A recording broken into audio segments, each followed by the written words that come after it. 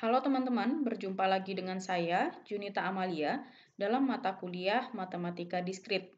Pada kesempatan ini, kita akan membahas tentang graf dan graf model.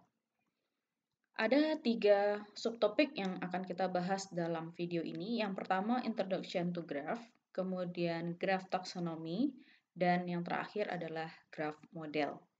Kita masuk pada bagian pertama, yaitu Introduction to Graph.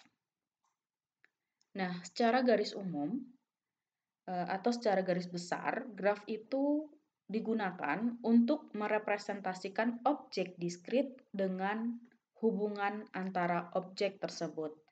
Nah, objek dalam graf itu biasanya disimbolkan atau dinyatakan dengan vertex atau titik, dan hubungan itu dinyatakan dengan edge atau garis. Nah, contoh dalam kehidupan sehari-hari yang paling simpel penggunaan graf itu misalnya adalah peta jaringan suatu jalan raya gitu ya, yang menghubungkan antara sebuah kota dengan kota lain. Nah, anggaplah ini sebuah kota A, kemudian ada kota B, kemudian ada kota C. Nah, ada titik-titik ini yang melambangkan kota, kemudian ada garis yang menghubungkan antar kota ini. Nah, ini sudah bisa disebut sebagai sebuah graf. Nah, secara matematis kita coba lihat di sini definisi dari graf itu. Di sini ada graf G di mana terdiri dari V dan E, yang mana V itu adalah non-empty set dari V atau vertis atau nodes ya atau titik di sana. Kemudian himpunan dari H ya. Jadi di sini yang tidak boleh himpunan kosong itu adalah V atau titiknya. Sementara H itu adalah set saja. Artinya boleh saja nanti bahwa satu titik ini, titik saja sudah bisa kita sebut dia sebagai graph. Ya, satu titik saja sudah kita bisa sebut sebagai graph karena non-empty set. Ya, nah, kemudian di sini setiap setiap edge atau sisi itu pasti dia memiliki satu atau dua titik atau node tadi, yang mana disebut sebagai endpoint. Jadi, edge atau sisi itu menghubungkan antara kedua titik, kalau dia ada dua titik. Nah, coba kita lihat di sini. Ini adalah contoh dari graf yang mempunyai 4 vertis atau 4 node ya atau 4 titik dengan edge atau sisinya itu adalah 5. Nah, jadi A, B, C, dan D itu disebut sebagai vertis ya. Kemudian garis yang ini yang menghubungkan A dengan B, B dengan C, C dengan D, D dengan B, dan A dengan C itu disebut sebagai edge atau sisi. Ya, sudah jelas ya.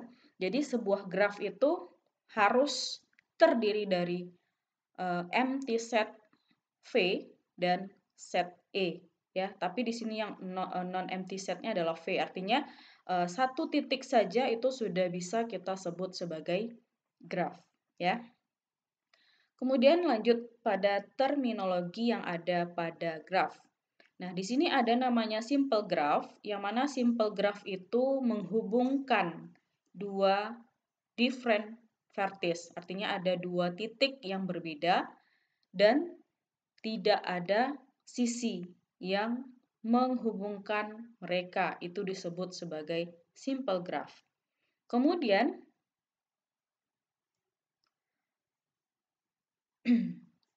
ada namanya multigraph. Jadi kalau simple graph tadi hanya ada vertex dan titik ya, yang menghubungkan kedua titik itu adalah sebuah sisi. Kemudian yang kedua ada multigraph. Nah, multigraph ini bisa atau boleh mempunyai multi edge yang mengkonektingkan dua buah vertex. Jadi kalau di simple tadi,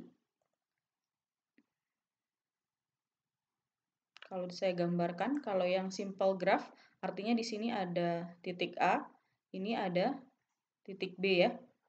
Misalkan ini titik A, ini titik B. Jadi cuma ada satu edge saja yang menghubungkan antara A dengan B ya.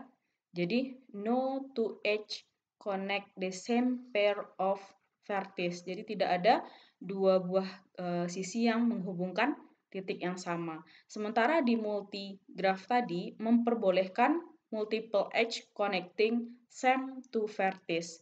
Jadi misalnya di sini tadi titik A, ini titik B, jadi bisa saja ada dua buah garis atau dua buah sisi yang menghubungkan A dan B, itu disebut sebagai multigraph. Sementara kalau hanya boleh satu saja, itu disebut sebagai simple graph. Ya, bisa dibedakan ya teman-teman, yang mana yang simple graph, mana yang multigraph. Kemudian, sebuah sisi itu pasti dihubungkan dari sebuah titik ya. Nah, kalau sebuah titik dihubungkan terhadap titik itu sendiri, maka itu disebut sebagai loop.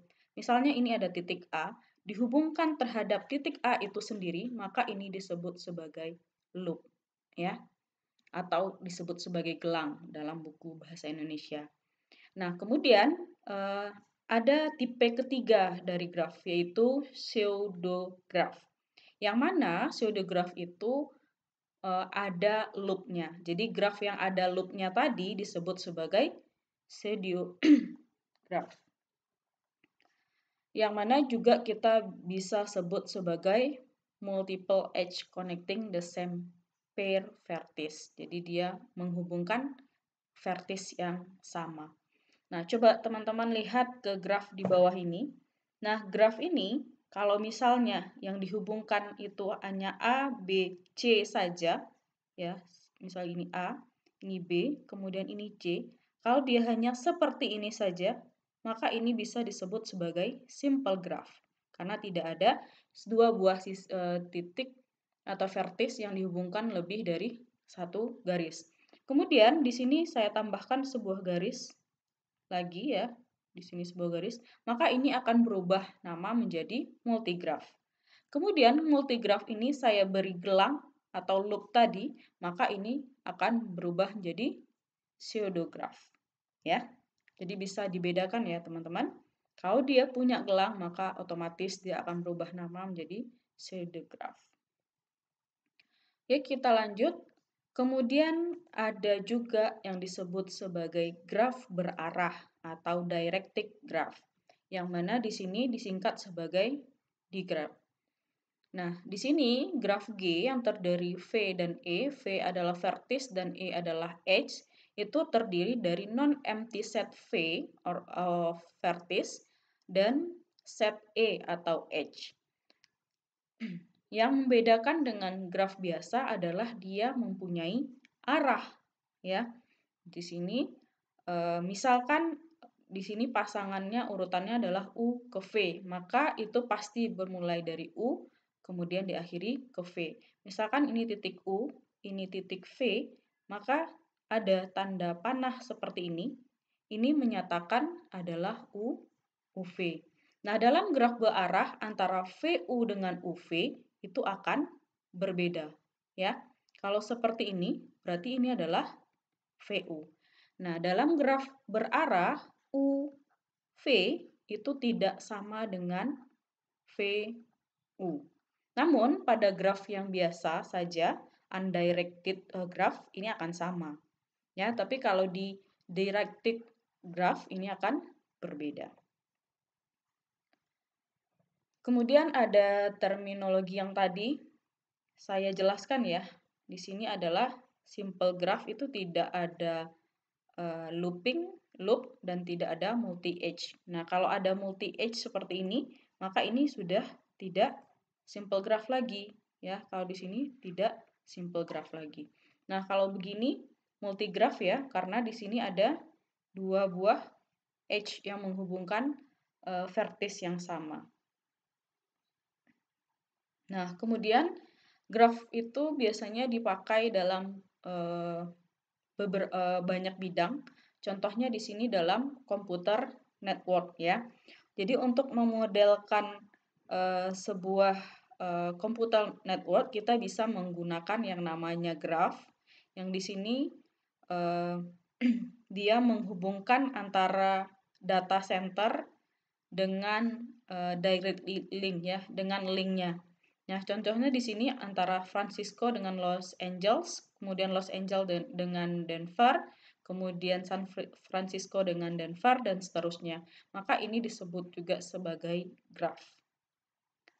Kemudian ini model graph yang lainnya, ya. Di sini disebut sebagai multigraph ya, karena di sini ada satu titik yang dihubungkan lebih dari satu edge, ya. Kemudian di sini terjadi looping, maka ini disebut sebagai pseudograph. Nah, kemudian ini